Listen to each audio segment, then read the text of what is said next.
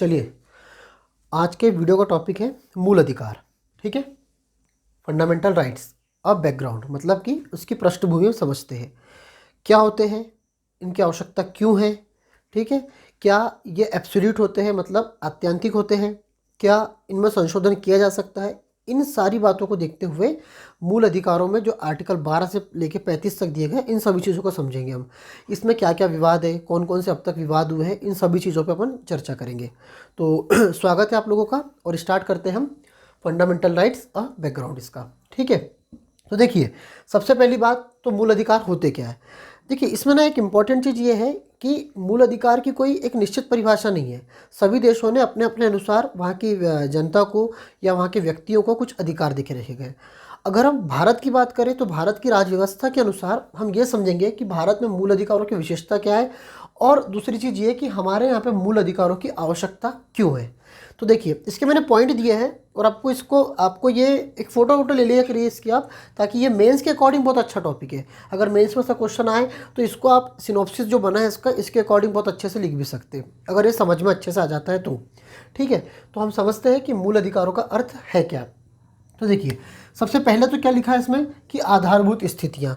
ठीक है, तो इसका मतलब ये हुआ कि मूल अधिकार मनुष्य को या व्यक्ति को वे आधारभूत स्थितियाँ उत्पन्न कराते हैं जो उनके मानसिक, भौतिक और नैतिक विकास के लिए आवश्यक होती है।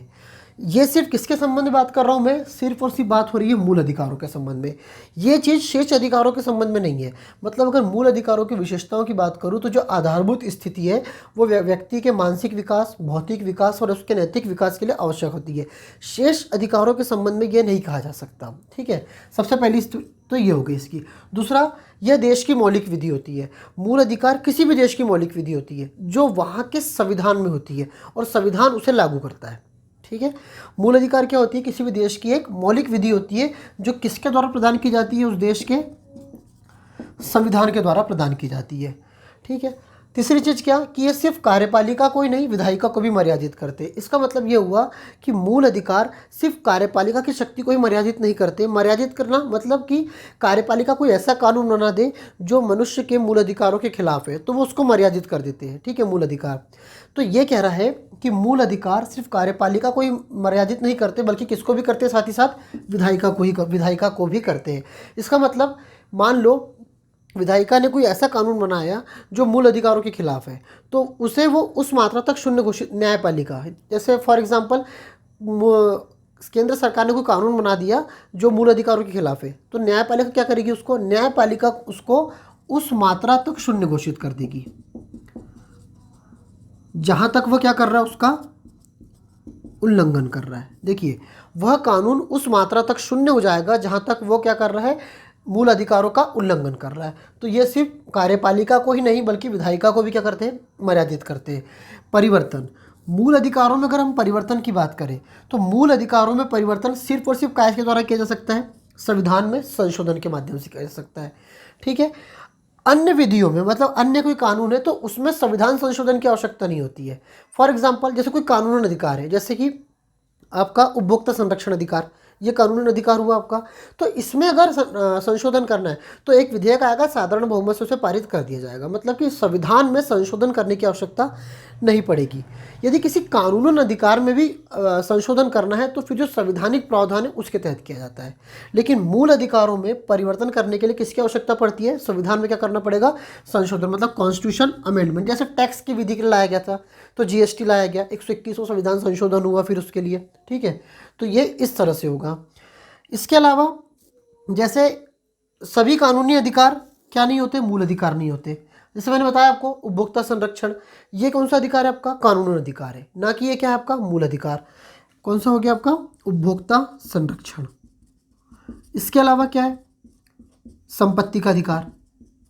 ठीक है, संपत्ति का अधिकार पहले क्या था आपका, पहले मूल अधिकार था, 44वां संशोधन हुआ जिसे हम पढ़ेंगे आगे, फिर इसे क्या बना दिया, क्या कानूनी अधिकार बना दिया गया। काय में चला गया, ये 300 क में चला गया फिर। ठीक है, फिर इसके बाद व्यापार एवं वाणिज्य की स्वतंत्रता, जैसे अनुच्छेद 301, अनुच्छेद 301 क्या कहता है, व्यापार एवं वाणिज्य की स्वतंत्रता। तो ये कौन सा अधिकार है आपका, ये भी आपका कानूनी अधिकार है, ना कि ये आपका क्या है, मूल अधिकार है।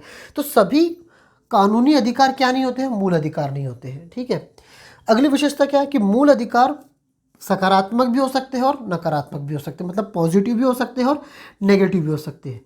साथ ही साथ मूल अधिकार प्राकृतिक भी हो सकते हैं और विधिक या कानूनी भी हो सकते हैं। हो सकता है कई चीज़ों के लिए कानून बना दिए जाए, ठीक है, तो वो कानूनन भी होंगे मूल अधिकार। देखिए, अगर हम भारतीय संदर्भ में बात करें तो एक विशेषता ये है कि भारत में प्राकृतिक और कानूनी दोनों तरह के अधिकार देखे गए, लेकिन उनको समायोजित किया गया है। समायोजित मतलब अलग अलग रूपों में बांट दिया गया है। जैसे जीने का अधिकार प्रकृति ने दिया तो प्राकृतिक अधिकार है आपका, जैसे ब्रिटेन की संसद ये अधिकार नहीं देती है, ठीक है। अमेरिकी संसद में प्राकृतिक अधिकार है, ब्रिटेन की संसद में विधि का अधिकार है। मतलब ब्रिटेन में जो विधि बनेगी उसी के तहत काम होगा, वहाँ की जनता को मानना भी क्या होगा, अनिवार्य होगा।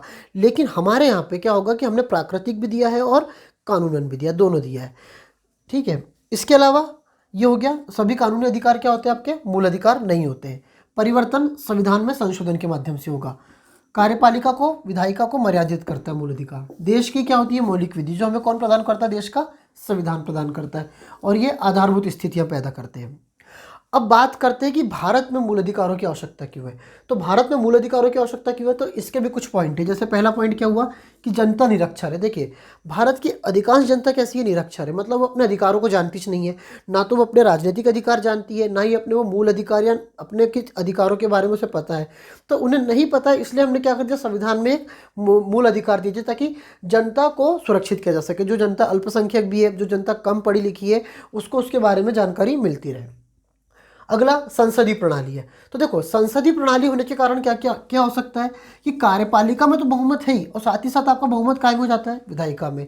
तो संसद कुछ ऐसे नियम पारित कर सकती है जो आपको मूल अधिकार छीने जा सके, जिससे, तो इस कारण से क्या दिया है कि मूल अधिकार दिए गए हैं ताकि संसद भी इसे ना छीन सके।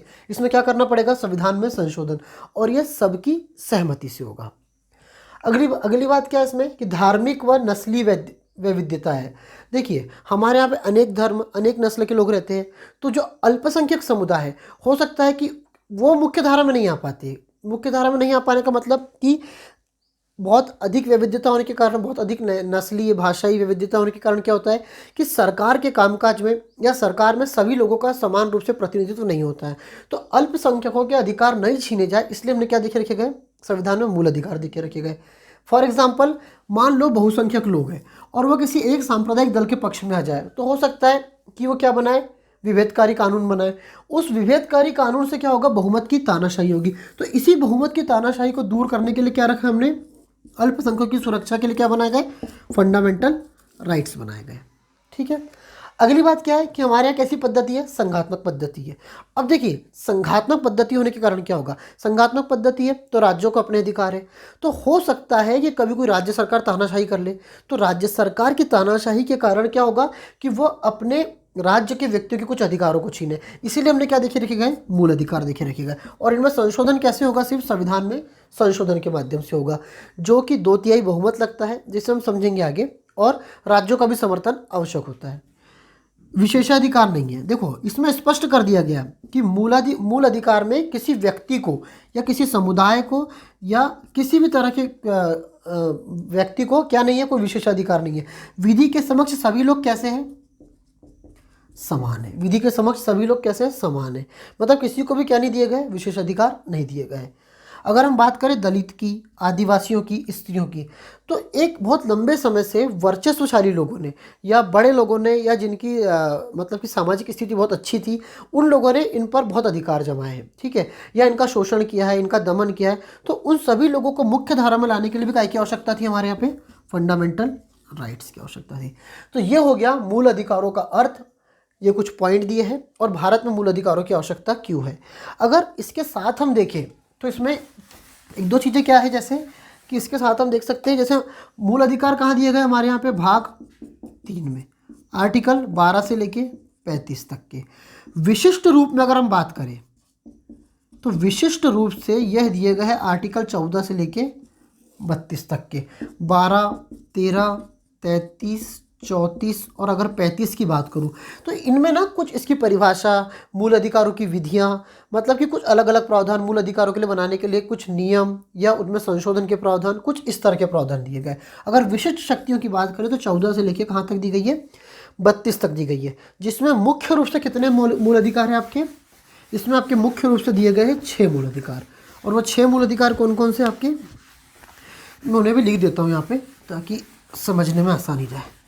ठीक है, वो आपके 6 मूल अधिकार हैं। एक तो हो जाता है आपका समता का अधिकार, आर्टिकल 14 से लेके 18 तक। दूसरा हो जाता है आपका स्वतंत्रता का अधिकार, आर्टिकल 19 से लेके 22 तक। तीसरा हो जाता है आपका शोषण के विरुद्ध अधिकार, ये हो गया आपका 23 और 24। चौथा हो गया आपका धर्म व संस्कृति का अधिकार, ये हो गया आपका 25 से लेके 28। या धार्मिक स्वतंत्रता का अधिकार भी कहते हैं इसको, धार्मिक स्वतंत्रता का अधिकार। ठीक है, पांचवा हो गया आपका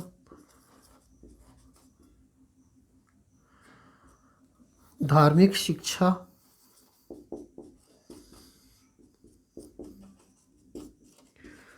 व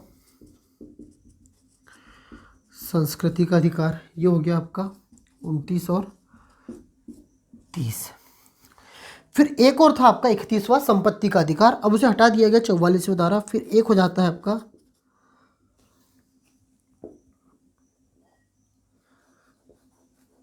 संवैधानिक संरक्षण का अधिकार, आर्टिकल 32। ठीक है, ये आपके 6 मूल अधिकार है। अब हम देखेंगे कि क्या मूल अधिकार एब्सोल्यूट होते हैं, मूल अधिकारों का निलंबन व निर्बंधन। ठीक है, और एक देखेंगे कि क्या मूल अधिकारों में संशोधन किया जा सकता है। इसके बाद मुख्य रूप से स्टार्ट कर देंगे हम अपने आर्टिकल 12 से लेके 35 तक। होप मूल अधिकारों का अर्थ और मूल अधिकारों की प्रकृति या फिर मूल अधिकारों की आवश्यकता ये आपको समझ में आया होगा। Thank you.